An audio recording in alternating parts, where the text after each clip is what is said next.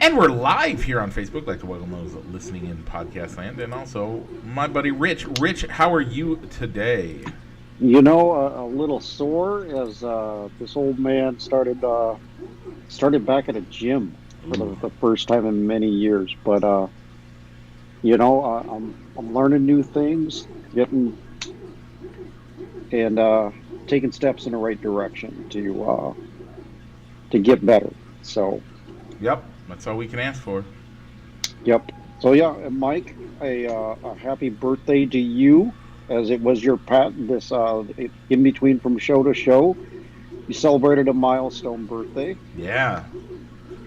Second 40th birthday we've had on the show. Yeah, We're I had both mine a couple of years ago. we're both in our 40s now, which means we're both over the hill. Which doesn't feel like it. Like I still feel young. It What's doesn't. what's even more hilarious, so random this week at I think it was Monday at work, somebody like I was talking about how I have kids and they're like, "You have kids? I thought you were like 25." Made me feel good. I mean better than them telling me they thought I was like 50 or something. So Yeah, I don't know. I get the same thing from some people, them being surprised that I'm over 40, yeah. I guess. So But anywho, so I'm sure that you had a busy week this week with your birthday and taking kids down to state for the esports team. We'll have more on that later on in the show. And but also, I mean, you got some sad news this week, but so we'll yeah, be praying for you on those yeah. those as well. So All right, but it's been a Mike, good. It was a good week overall, though. I mean, good. God has blessed me. So, Rich, we got like you said, we're going to talk about the esports stuff this week. We have the NASCAR corner and an extended NASCAR corner for Me too. multiple reasons. Rich, what else do we got? Well, Mike, we had our the second leg of the Triple Crown series with the Preakness. And Mike, we got to talk some NBA and NHL playoffs, as well as some really good week for those Chicago Cubs. Yep. All that and more, Michael. What do we got to do first? We got a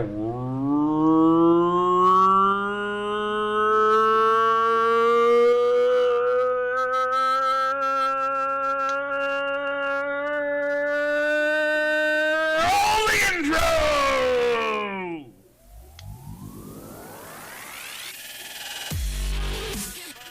Broadcasting live from somewhere in Iowa. This is Balls and Sticks, the podcast, with your hosts, Mike and Rich.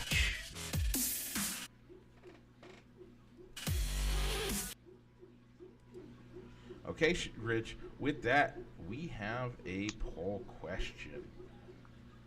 This week's poll question is, for a springtime activity, do you prefer riding bikes, bike riding, or going on a picnic? Rich, I voted for picnic because it involves food. Who doesn't like eating food?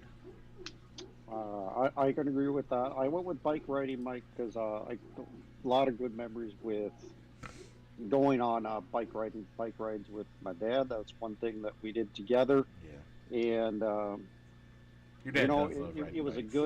it was a good mode of transportation when we lived out in Oregon, Okay. Yep. as I would regularly ride my bike to work, working on doing their version of second shift, and having proximity to where our apartment was at and where the warehouse was at, being right with a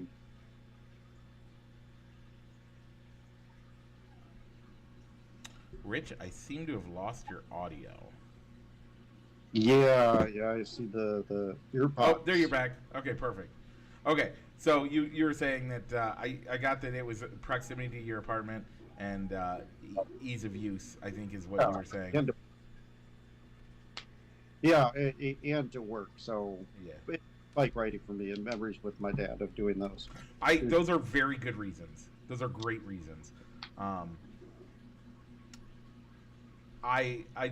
Now for me the picnic also has to do with some of the early days of dating my wife, and we would go on picnics regularly, and we loved it. So, with that, Rich, let's the bike riding won 3-1. So the winners were AJ, or your wife Amy, you, and Benjamin Ross. I do not know Benjamin, so. So hey, so Ben, thanks for finding our poll and voting on it. Yep. I think we have a first-time voter on Okay. the poll. So. Congrats. Welcome, Ben. So I'm the only one that voted for picnics. Richie, what's this week's poll? What's this? All right, our poll question this week will be our number 2 seed bird watching. I lost your audio again. There we go. Bird watching versus, what was the other one? Dancing in the rain. Ooh, yeah. Gotta love dancing in the rain. So, okay. With that, Rich, let's keep moving on with the show as we have to talk about NASCAR. In the NASCAR corner, we started in North Wilkesboro. And in North Wilkesboro, we had the All-Star race where Christopher Bell won, Denny Hamlin came in 12th, and Kyle Larson came in 21st. That means I won, which means I again have the honors, but no points awarded as nobody won. That's right. The All-Star race, as we explained last week, was an all-or-nothing type of event, much like the All-Star race is in NASCAR. So, Mike, the only honor that you get out of this is being able to pick first for the Coca-Cola 600 in Charlotte. So, Mike, who was your... My pick is going to be the same guy I picked last week, but it'll be a little bit different. As this is the first time this season I have, for an official race, have picked Denny Hamlin. I can't use him again, at least for a while, according to our rules, but I will pick Denny Hamlin. All right, so I'm going to go with Josh Berry. He only has, looking at track history, he only has one race with the Coca-Cola 600, which was a 10th place finish. So I'm going to go with Josh Berry. So if anything, he just needs to finish higher than Denny Hamlin. And if he wins the race, it's a bonus for me. Okay, with that, Rich, we're going to stay in the NASCAR corner as we have the most important race of the year so far. We have the Weenie 500 for the... So, Rich, explain to me what the Weenie 500 was, because I didn't know. My dad sent me like this random like TikTok video, and I don't do TikTok, so I didn't click on it. But I turned on Sports Center as I was at home drinking my coffee after my workout today, and they were talking about the races, and they made a full thing on Sports Center of them talking about it. So I had to go out and find the YouTube video, which I posted on our Facebook page, Fans of Balls and Sticks. And it was like a 10-minute race where the 6 regional Wienermobiles came to Indianapolis and raced and did a 2-lap shootout on the Brickyard. So the Slaw Dog won. And I think they said like the top speed, they got those Wienermobiles up to like 60 miles per hour, which is like the 60 or 65 miles per hour. And I mean, they treated it like an actual race, called it like they would as if it was the Indy 500. They had the same announcers. They just mixed in hot dog puns while they were going around the track. So it was kind of neat to watch. We're gonna have to pick a Wienermobile next year, and maybe the winner of that gets to pick their driver for the Indianapolis 500. Since I think that's going to be running every Friday, the Friday of Speed Week. Yeah, I love it. The hard part is everything that I'm like the stories that I'm finding just have a bunch of pictures. I'm trying to see. Yeah, well, what I sent you was the rewatch of the live of the stream that got put up on YouTube, and that's what I posted on Facebook as well. So it means that they were there. Oh, okay. So, Rich, here's actually racing. So here's the dogs that they were. You ready for it? It was the Shy Dog, the Chicago Dog. Yep. The New York Dog. Mm-hmm. The Slaw Dog. The Sorno dog? The yeah, the yep, the Serrano. Sonoran dog. The Sonoran dog. Yeah. Dog. The Chili dog. And the Seattle dog.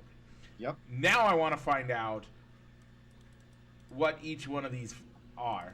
Rich, we're going down the rabbit hole. All right. I mean, obviously, you know what a Chili, a New York, and a Chicago dog are. Yeah. So and a claw dog.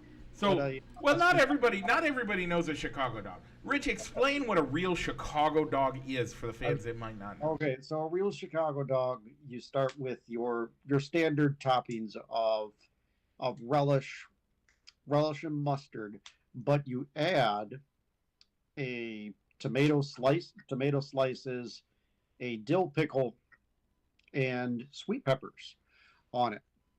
And Mike, look up a Sonoran dog, but I know a Seattle dog incorporates cream cheese on the hot dog. But I believe the only thing with a Sonoran dog is I think it's wrapped in bacon and deep fried, if I'm correct.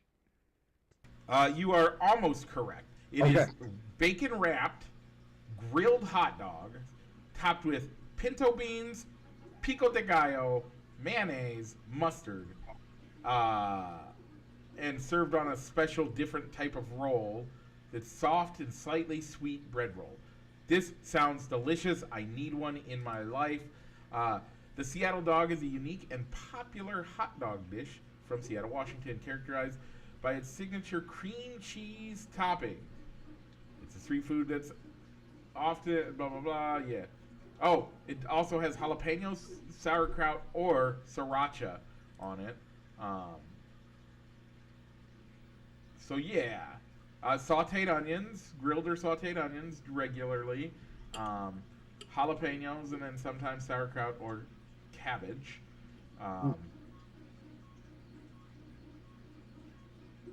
Cream cheese and onions are essential for a Seattle dog.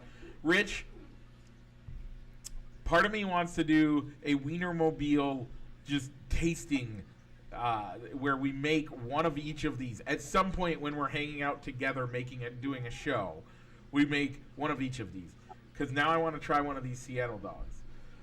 Now, have you ever had a real slaw dog? Do you know what a slaw dog is? Obviously it involves coleslaw, but what else is on that hot dog? So when I did a family vacation, or not a family vacation, my family did a mission trip. My parents helped lead a mission trip to West Virginia, and while we were out there, they argue that they were the inventors of the slaw dog. But a slaw dog, they put chili, cheese, coleslaw on top. Rather delicious. I was nervous about it when I first had it. I truly do love it. Gotcha. Now that's a grilled West Virginia slaw dog. It looks like some slaw dogs are just slaw and mustard, not always the chili. Now, the Virginia recipe does call for meat chili with no beans, whereas like the coney dog or the chili dog that we're all used to, which the fact that they call it a chili dog and not a coney, like, what are they calling a New York dog? Is it a Coney Island dog, which is so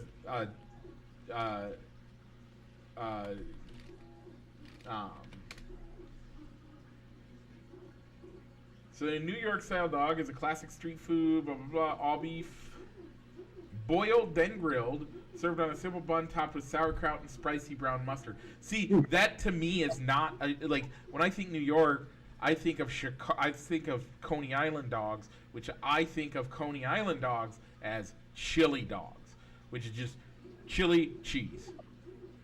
And by the way, the cheese is the melty government slash Velveeta, like nacho cheese almost. Mm-hmm. So yeah, to me this is a basic dog that you would get in New York. I don't really think there's anything that special about this particular, like what they say the basic is. And then the chili dog we all know, and the Chicago dog. Man, the Chicago dog's so good. I want a good Chicago dog. So yeah, I like the idea of doing like a hot dog taste testing and rating, and maybe a power ranking of what we thought of them. Yeah. Hopefully without modifying them too much to take out maybe ingredients that we don't like, or optional ingredients. So overall, what ingredients would you take off though? For me, with the Chicago dog, it's probably the sweet pepper, the peppers and the tomatoes. I just really don't like tomatoes. But I don't need the modifications to the other dogs though. Yeah, I get you. I feel you on that.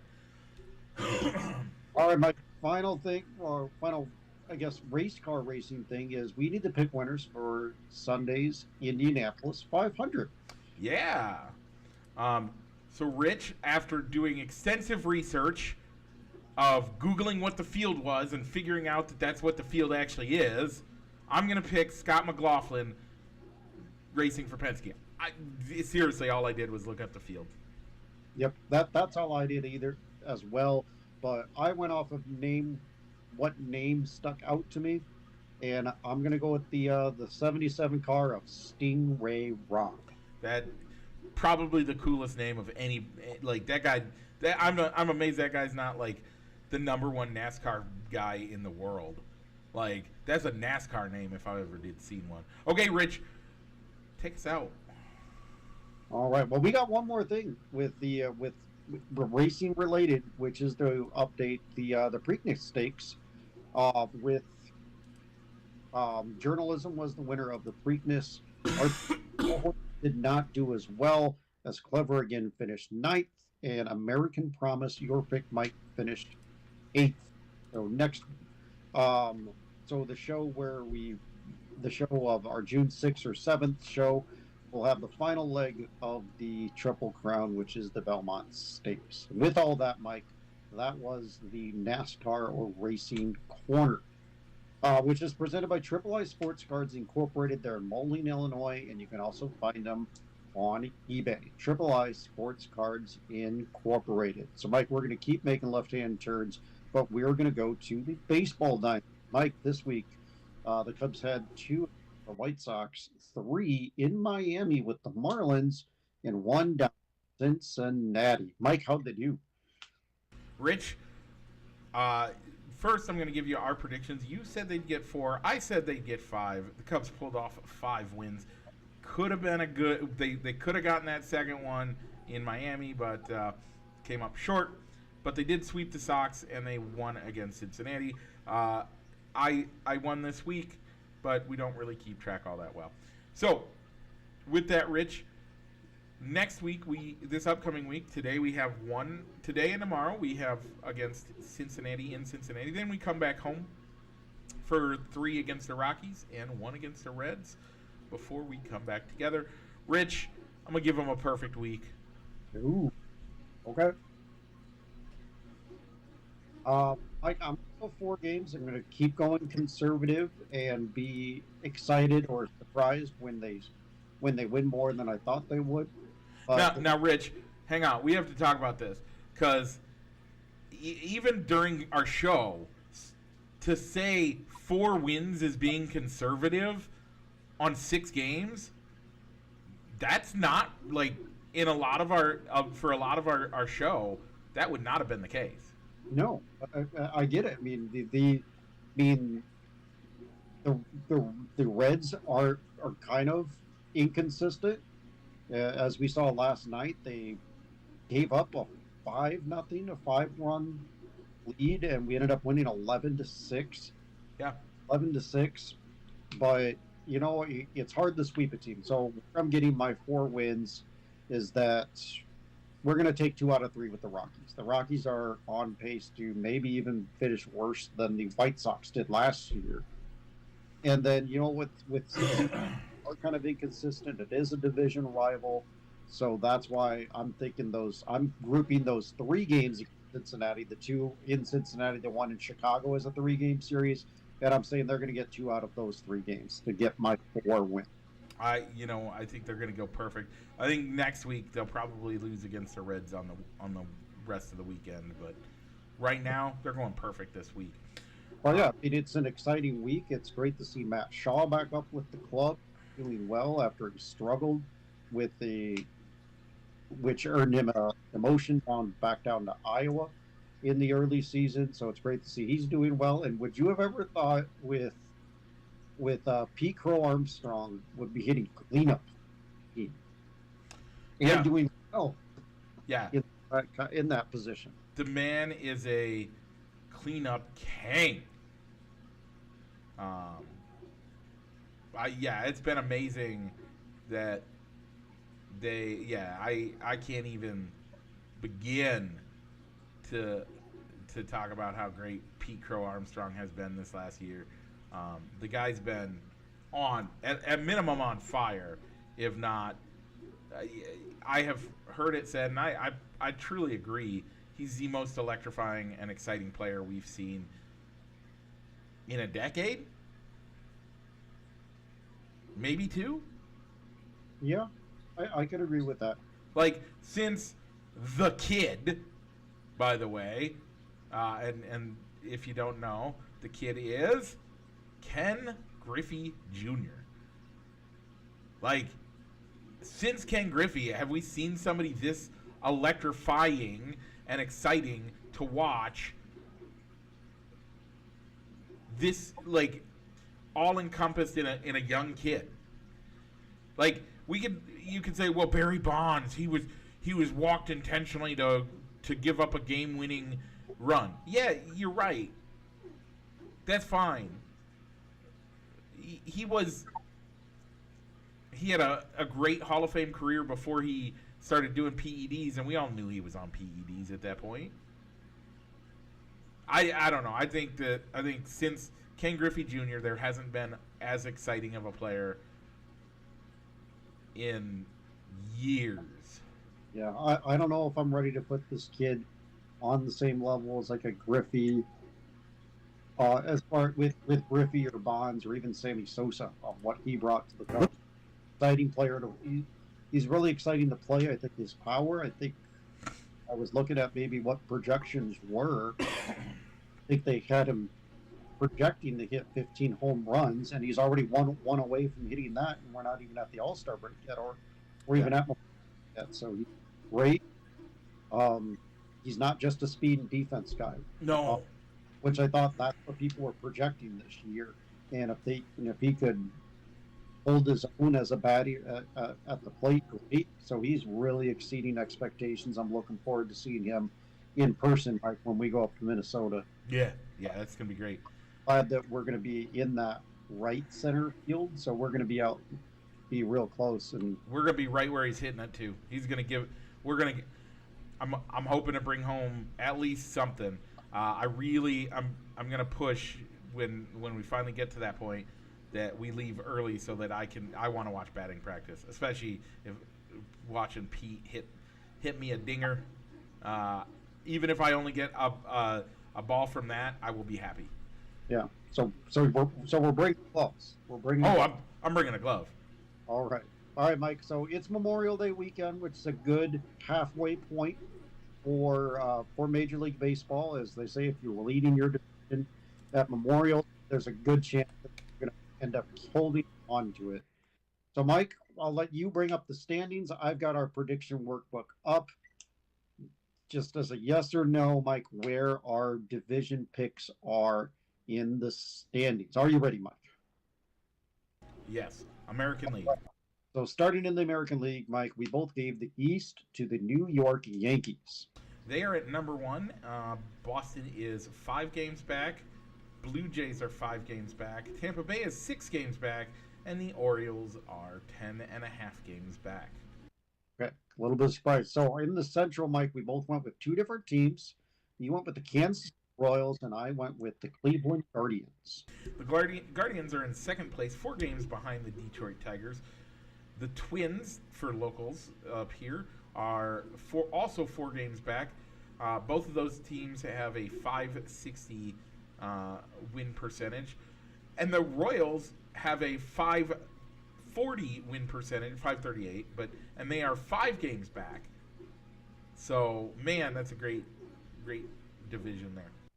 All right. Yeah. Over to the American League West, we both put the Texas Rangers to win the division.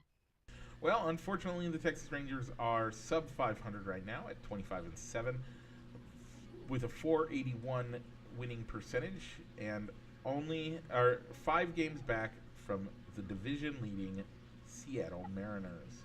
Ooh. Over in the National League in the East, wild cards, yeah. Got our wild. So, Mike, tell me right now, if the season were to end today, who those 3 wild card teams are in the American League. As of right now, the 3 teams are actually all coming out of the Central, as it would be the Guardians, the Twins, and the Royals. All right. Well, so Mike, our teams were we both put the Tigers into the playoff. You put the Twins as a wild card. Where are they at in the wild card standings? So they are tied for the first wild card position with the Guardians. Oh, I misheard you. The Twins are in. Okay. Are the Royals in as a wild card team? The Royals are 1 game back from the Guardians and Twins in as a play-in team. All right. And Mike, I gave a wild card spot to the Boston Red Sox. They are roughly 2 games back. And Mike, surprisingly, you put Houston as a wild card team. They are 1.5 games back from the wild card. Okay, Mike, going over to the National League. For the National League East, I put the Phillies. You did the Atlanta Braves. The Phillies are in first place with a 33-18 record, 647 winning percentage. The Atlanta Braves are in third place in the division with a 24-26 record, just under 500 at 480, 8.5 games back in the division, and 4.5 games back in the wild card. All right, well, those wild cards, Atlanta could start a little bit better. They have Ronald Acuna back from the injured list, and eventually Cy Young winner, I think Spencer Strader, as he gets more work under his belt and working back from his own injury. That team could start to take off and get a little bit making a playoff run. Mike, we Cubs in the Central. Cubs are the top team in the Central, 1 game ahead of St. Louis. Their record is a 31-20. All right, and Mike, we both put the Dodgers for the West. Dodgers are 2 games up over the San Francisco Giants, and they have a 32-19 record. All right, Mike. So the playoff team, the wild card teams. Mike, we both put the Mets and the Brewers as wild cards. If the season ended, they would be in the playoffs as a wild card. So in the wild card, the Mets would be 1 game are in the wild card handily, and the Giants would be in the wild card. The Brewers would not be. Okay. So, Mike, where we differed on our wild card teams is you gave the Phillies a wild card spot, which you've already said they currently hold the lead in the East. But Mike, I gave a wild card spot to the Arizona Diamondbacks. The Diamondbacks are 3 games back from the division or from the wild card. By the way, they are 26-25 on the season. Gotcha. All right, so that is our MLB standings check. Probably around 4th of July, we'll take another look to see how our predictions are doing. Mike, I believe you put the Dodgers over the Yankees as your World Series. You still feeling good about that? I think it could still happen. I would love to see that type of a matchup. But man, at this point, looking at how the Cubs are playing, don't count them out. Gotcha. I went with Dodgers over the Yankees as well, it looks like. So, but I think the Yankees are looking like a team that are doing well, that are the class of the American League, kind of pacing them. So it wouldn't surprise me to see a World Series matchup this year, but I'm kind of liking what the Phillies are doing. So I could see the Phillies making a run and beating those Dodgers as they're having injury problems. Yeah. the Dodgers do have some chinks in their armor, if you will. But yeah, don't count them out just yet. Okay, Rich. All right, With that, let's go look at the NBA playoffs. yes. So, Mike, I have our standings up. So, Mike, you gave your finals the Celtics over the Wolves. The Celtics are out. Those T-Wolves, though, they are up. They are down 2-0 to the OKC Thunder, with it looks like Game 3 being the 24th. Mike, I went with the Knicks over the Thunder. As we said, the Thunder are up 2-0 on those Wolves, and they are currently down 2-0 to the Indiana Pacers, with Game 3 being on May 25th. So we're going to get, if anything, this NBA Finals matchup, regardless of who comes out of this, you're going to have teams that haven't been there in a while, and you could have a team like the Thunder, the Wolves, and the Pacers. I don't think I've ever won an NBA Finals matchup, an NBA Finals if I'm gonna guess that the Pacers have. they've been to the finals, but I don't think that they won. I remember in the '90s You are correct. They have never won. They did.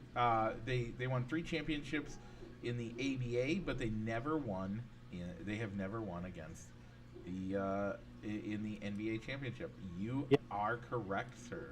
I think if you count what the Seattle Supersonics did, then the Thunder technically have an NBA championship banner on their record. The team does. I don't think they should, but the team does. Yeah, because I think when Seattle comes back as an expansion team, they'll probably will be known as the Supersonics, and they'll get all that history back. I hope so. They deserve it. I mean, we've done that with the Browns, haven't we? Yeah, that's what happened with the Browns, and I think when the Charlotte Bobcats, when Jordan's ownership group bought the rights to the Hornets, bring them back, to transform them back to the Charlotte Hornets, they got all that history back from the New Orleans Pelicans. Yeah, no, I totally agree. So, Rich, I do want to point out that my Celtics T-Wolves pick was the pick that I picked at the beginning of the season. Yep. Yes, it was. I believe you did have the Knicks winning it all at the beginning of the season. Yeah, but not against OKC. Correct. Okay, Rich, our NHL playoff bracket. Oh, I'm supposed to tell you that. We have the Thunder and T-Wolves playing. You said that, and the Pacers and the Knicks. So, the game tonight is on ABC at 7:30, and the game tomorrow night is at 7 p.m. on TNT and Max. With that, Rich, let's head over to the ice as we're going to talk about the Stanley Cup playoffs. Rich, you had the Stars over the Leafs. I had the Oilers over the Panthers. Well, the Leafs are out of it as the Panthers took the Leafs out. Florida is currently leading 2-0 against the Hurricanes. And Rich, the Stars and Oilers are tied 1 game apiece. In that first Panthers pick, I believe was a preseason pick, where my pick of the Stars and the Leafs was a from scratch pre-Stanley Cup pick. I think I totally abandoned my preseason pick, which was the Rangers over the Wild in the preseason. Yep, and you are correct. That is my preseason pick yet again. All right, well, kind of like a quick hit type of storyline to talk about this week at the NFL owners meeting. The banned, as they did not get enough votes to ban that play, so it will still be a legal play. And the Lions' proposal to have playoff seeding based on record and not just on division winners, they withdrew that proposal, not having enough votes to get it passed. And the final thing that kind of come out of it was that NFL players, they still have to work out the terms with the Players Association, but NFL players could be allowed to play in the Olympics in LA for flag football. Does the U.S. Olympic team actually want the NFL players in there? I don't know. I think a lot of individual players are saying, "Yep, sign me up. I want to do this." And it's not an official Olympic sport. It is a showcase sport. Now, showcase sports have become Olympic events, but showcase sport, like one of them in particular that we all know now, the skeleton luge, when we were kids, was not an Olympic sport. It was a showcase, but it didn't even get airtime. Now, could you imagine the Winter Olympics without watching some skeleton luge? No, Right. I think it's like that. That's what I like to see. The skeleton is crazy. They had the traditional luge where you're at your feet, but the skeleton luge on your belly, that had never been a thing. That was not an official Olympic sport for years. Other showcases have been skateboarding was a showcase at one point in time. Now a full-blown Olympic. So, I mean, I don't know if this flag football will LA only, or if it could turn into being get in as a permanent sport. Each host city, those provisional sports, they can choose to showcase and rotate something else out.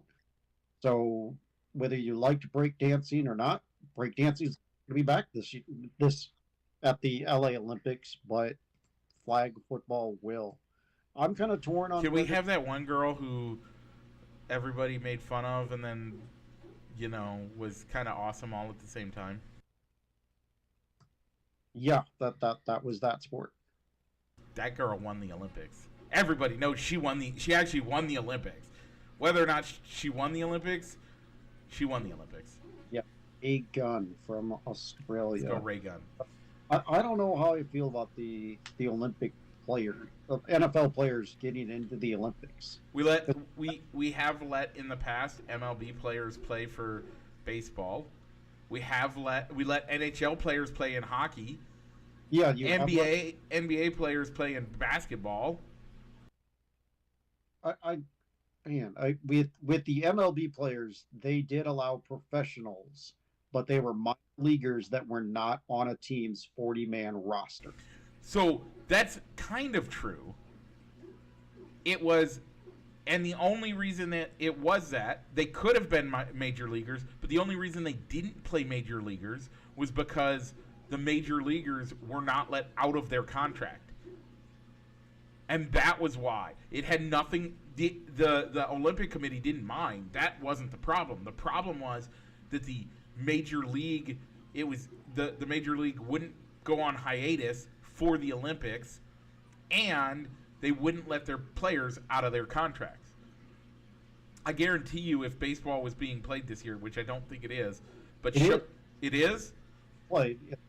I would be shocked if Shohei Ohtani doesn't say, I'm playing for Japan. He loves Japan. He loves everything about Japan. For him not to play for Japan would be crazy. But, would Major League Baseball turn their All-Star into a 2-week break instead of a 4-day break? I think they should. They do it when it's the World Classic or whatever it is. That is done during spring training. So the players that participate in that are not in spring training. Okay. They could also, by the way, the Olympics could also be done, or it's in LA. They could do it during spring training. But it's going to be in the middle of July because that's when the Summer Olympics is. I mean, I think I'd like to see a Major League Baseball just shut down their season, or it's like or if you don't want to shut down, if the players that chosen that want to play that want to play for their teams, maybe it could be a disadvantage if you have 5 players from the Dodgers all saying, "Yep, I'm going to be on the team. I want to play on the team." Do you continue the season and say that that's your All-Star break in an Olympic year, but continue your season and those players put on an inactive list because they're off at the Olympics? The other side is, my question would be, if you do it as the All-Star break, do those players just not get to go to the All-Star game? You still don't have your All-Star? No, they'll still have their All-Star game. I would say that you don't have an All-Star game in an Olympic year. I can agree with that. Give them a full week off. Let them do that. By the way, I also think that if the Olympics is going to have baseball, why not have a home run derby as part of the, like, we have other sports that allow, like, basketball has 3-on-3. Those skills, yeah, are similar, but it's a completely different game. Like, I think having a home run derby would be a great way. It would be another way to have a great addition to the Olympics. I think that actually would translate better as an Olympic sport than a full baseball game. Why not do a home run derby and do that as your Olympics? Let any player from the majors try out the same way that you would anything else, and just have a home run derby. Why not? Okay, I think I would not as a if you're going to do a home run derby, then I would rather see an actual pitcher pitching it to where it's not a batting coach just lobbing them up there. Yeah, but you know that have an actual pitcher on the mound to strike you out and see who gets, and then do that as well to put the pitcher that allows the least amount of home runs. And again, you're the expert on banana ball, so you're gonna have to explain it to me. But is that how banana ball does their tiebreakers at the end of the game? Like, they do a home run derby thing? Yeah, it does turn into a home run derby. A home run ends the entire game, but like your first inning is you have a fielder, hitter hits the ball, and it's his job to score.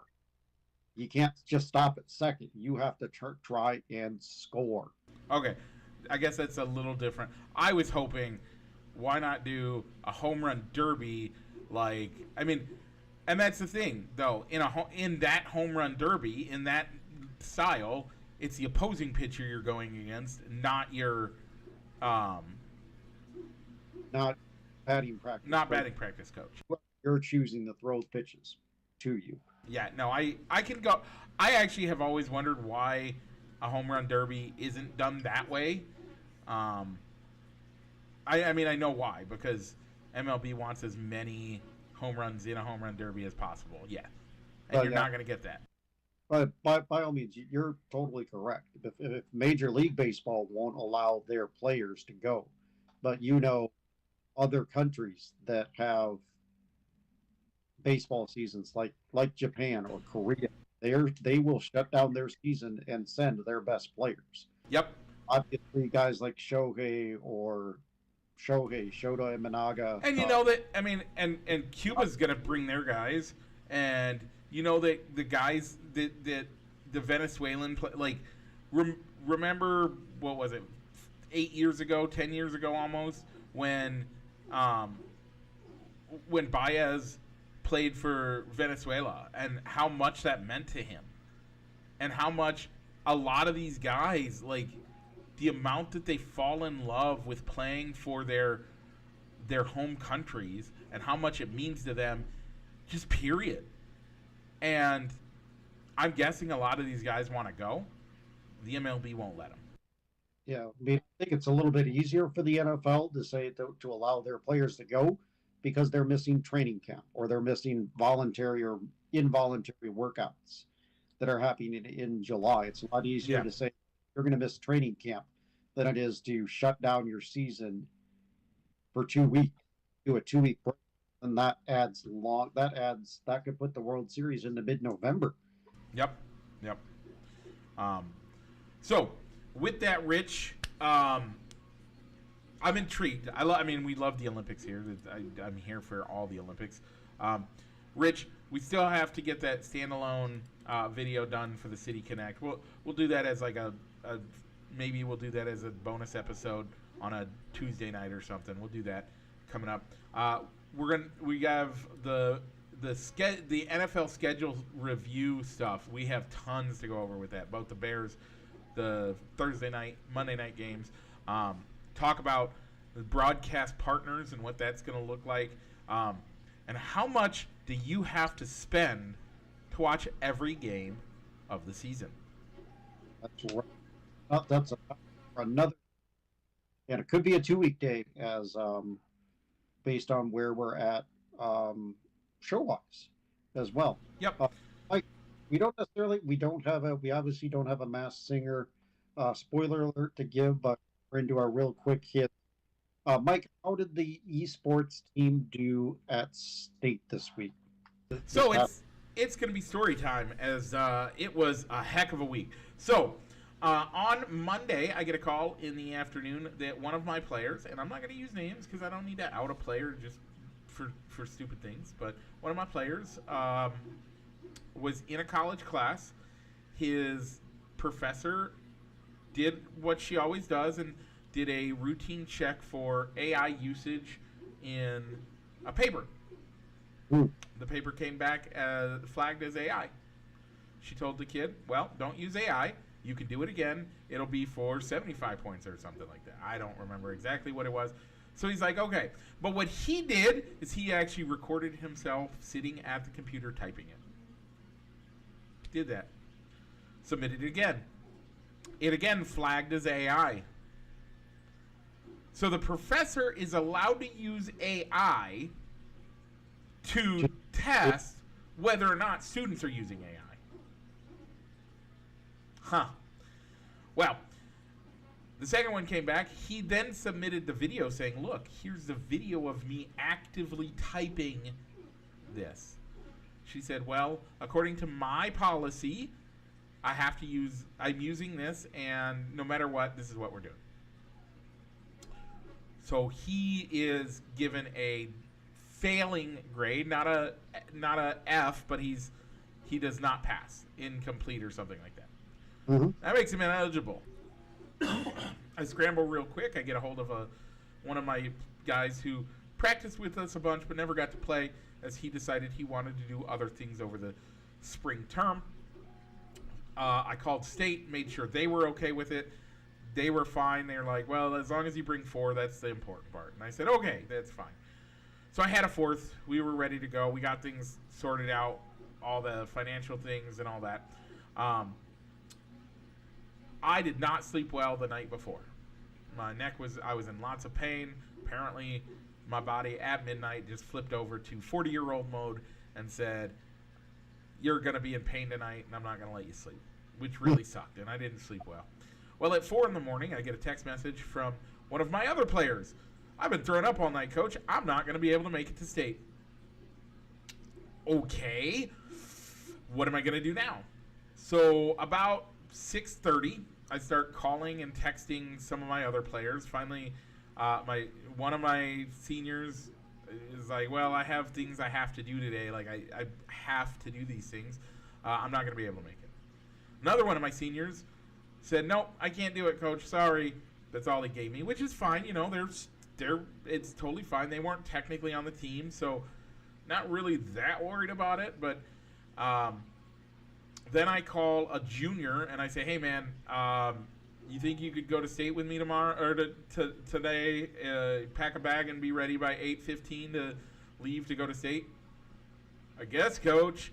So I took a guy who, by the way, he practiced last year but never actually played competitively. And, yeah, it was... So all that to say, we had 2 guys that hadn't played this year at all, hadn't played under the new rule scheme, didn't understand it all the way, was not prepared for what was going to happen. 2 players. Mm-hmm. I had 2 other players that were good players. They weren't great players, but they were good. They're really good players. So we go and play, and we lose both the first round and the second round. We lose handily. The first round we didn't get swept. We got swept, but we didn't get taken out like super quick. It was actually a little bit more competitive than what I thought it was going to be. The second round was not competitive at all, which wasn't a surprise to me. We really didn't have a great team. We got done before noon. We went and ate lunch at Smokin' G's Barbecue, and then hit the road. We were home before dinner time, so that was kind of nice. Gotcha. We had a great time. Got some sad news on the way to state. One of my aunts passed away, and so that was a little rough. And the guys were great. They were like, "Coach, you can just not be happy," which really was helpful at the hotel. When I'm like, I don't want to sit in my hotel room by myself, so the guys were willing to just hang out with me, and we played some Jackbox and some stuff like that, and just took some time to just have fun with the guys rather than really worry about all the craziness going on. So it was great. Shout out to the guys. They did great. They came. They showed up when they didn't have to, and they helped keep me in better spirits than I needed to be, which was great. I needed that. So with that, Rich, that's the end of the season. We're going to have our banquet June 3rd. And, other than that, it's been good. So, Rich, do you have any other shout-outs for the show? No, but with it being Memorial Day weekend, make sure to take time to remember those heroes that made this day possible. As some gave all, some gave some gave all. And that's what Memorial Day is all about. And, Rich, every year, I have the same dedication because I only have one guy, a high school buddy of mine. But how about, I know that you have a few buddies that you'd like to share and honor today. Really only one, and he'll get another one during our June 6th show. These guys are training hard. But Sergeant Brian Romines. So the one guy in our unit when I was over in Iraq that didn't make it home. So when I think of Memorial Day weekend, I come to Romines. So I always bring up Alex. I'm sorry, Robert Liddick. Robert was a really dear friend of mine in high school, and lost his life in Iraq. We'll always remember you, Rich. You're always going to remember your guy. And the best way for us to honor them is to this weekend's not about barbecues. It's not even about the Indy 500 or the Coke 600 or the Weenie 500. As important as those are, it's about the guys that are willing to sacrifice. And again, I say it every year, but there's only two. There's one group of people and one other person who is willing to give their life for you to have freedom. One was Jesus Christ, and he gave it so you can have eternal freedom. And one is an American soldier. And every year we talk about it, and every year I mean it from the bottom of my heart. These are the only two people willing to sacrifice their life for you and for you to have freedom. And yes, their sacrifice may only be for temporary freedom here on earth, but they still sacrifice it all. Rich, you have over your shoulder, I know that you have it, a POW KOA or KIA memorial. Yeah, over on the wall, my ribbon rack. So. Yep. We remember those guys. We honor those guys. Because without them, we don't do this. Without them, the Indy 500 is just a bunch of German cars. Without this, we don't have freedom. Freedom's not free, whether it's spiritual freedom in Christ or physical freedom here in America. Neither one of those are free, and men have paid their lives for that, and we honor that today. Rich, I'll give you the last word. Well, I said it better myself. So thank you for those words, Mike, as a good reminder. As always, Mike, that is our show this week. You can find our poll questions up on Fans of Balls and Sticks, the podcast. Link is in our show description.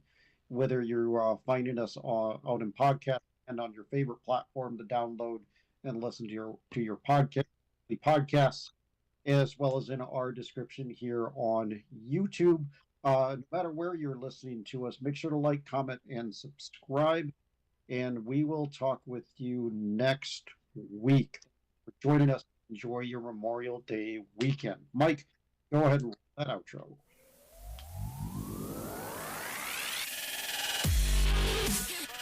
Broadcasting live from somewhere in Iowa, this is Balls and Sticks, the podcast, with your hosts, Mike and Rich.